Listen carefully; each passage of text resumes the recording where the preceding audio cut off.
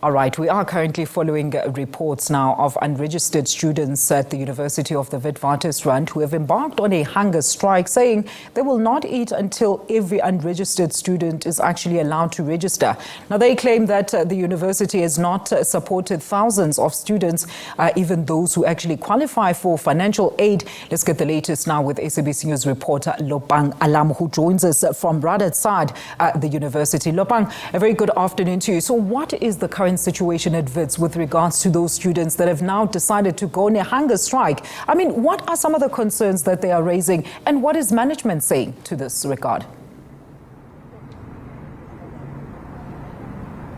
A very good afternoon to you, Alicia, and to our viewers at home. I am at the University of the Witwatersrand. It's day 2 of the hunger strike, and I've got a representative of the unregistered student body. I need to talk to you, Feziwe, about what the situation is right now. Are you guys not hungry? Just before I get into it.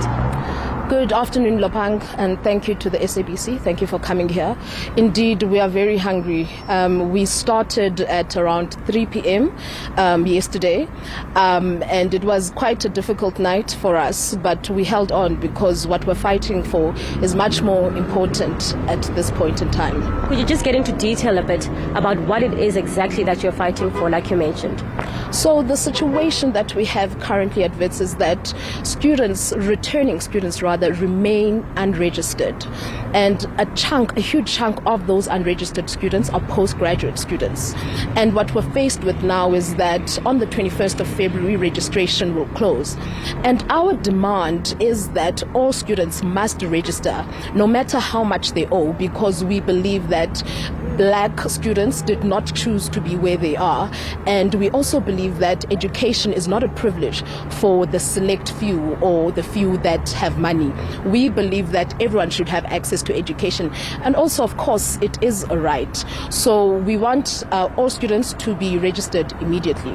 Thank you so much, Feziwe. I'll be talking now to the president of the Student Representative Council of the university. Thank you so much for your time. I think I'd just like to go into detail for those who may not understand, what is financial exclusion? Thank you so much for the platform. Greetings to everyone who's watching and everyone viewers at home. My name is Nombulelo Mkabai, and I'm the Wits SRC president. When we speak about the issues of financial exclusion, that is where students who are academically deserving students cannot be able to come back within the institution and get enrolled, particularly because of their economic background, particularly because they are poor and they cannot be able to afford. You find that the university requires them to pay 50% of their outstanding debt. I mean, we have your students who are defunded by NSFAS. The fact that you are funded by NSFAS indicates that you cannot be able to afford. We have your students who are the missing middle, who cannot be able by all means to pay the 50% of their outstanding debt. So we have those students, some of them have applied for your hardship fund, even after they have received hardship fund. I mean, hardship fund only pays up to a maximum of 50,000. There's still a remaining amount that they cannot be able to afford. So all of those students who are academically deserving cannot be able to come back and get enrolled within the institution because they simply cannot be able to afford. And it's a really concerning issue because if you remember from the Freedom Charter of June 1955, it clearly outlined that the doors of the institutions of higher learning shall be open to all people. But unfortunately, the situation that we're seeing on the ground is that those who are coming from disadvantaged economic backgrounds, those who are coming from poor working classes within society, are denied their right to education simply because they cannot be able to afford to pay their outstanding debt. And our demand as the SRC is one and is simple. All of the students who are academically deserving must be able to register regardless of how much they owe.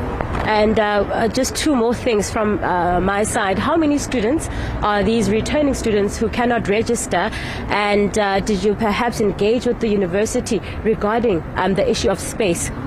So we have been engaging with the institution, and as of the 10th of February, the stats that we received from the university register outlined that 37,000 plus students have registered. But we must be able to ensure that all of the students who are deserving to come within the institution are able to register. So what the SRC has done is to create a Google form and the link for all of those students who remain unregistered to be able to sign the Google form, because we have never gotten stats of who are those students who are actually unregistered. So we took it upon ourselves as the SRC to create this Google form so that all of these students who remain unregistered can be able to sign this Google form, and we can thereafter be able to submit this Google form to the institution, and they can be able to get the assistance that they need and require. And how many students are we talking about who remain unregistered? Particularly the returning students, right? So when you speak about the returning students, the majority of these students who are unregistered are post-grade, particularly because they don't have funding. As of now, like I outlined, the Google form is the one that will determine how many exactly of these students are we talking about, because we have different stats that we get, the stats that come from the university and the stats that comes from the ground as well. So like I outlined before, the Google form of the SRC is the one that will determine as to how many students are we speaking about. But I will outline this. It's not only students who are unregistered, it's students who don't have accommodation as well, because if you don't have, or rather if you have not been registered, you cannot be able to be accommodated. We did a campus audit. We found that the students who are sleeping in libraries, the students who are sleeping in labs, so all of these students, we've been able to create a Google form for them to be able to sign it, and we'll submit this Google form. And it doesn't matter how many, even if it's 200 students, even if it's 30 students, even if it's 5 students, if they are academically deserving to come back within the institution, they must be able to come back and be able to register.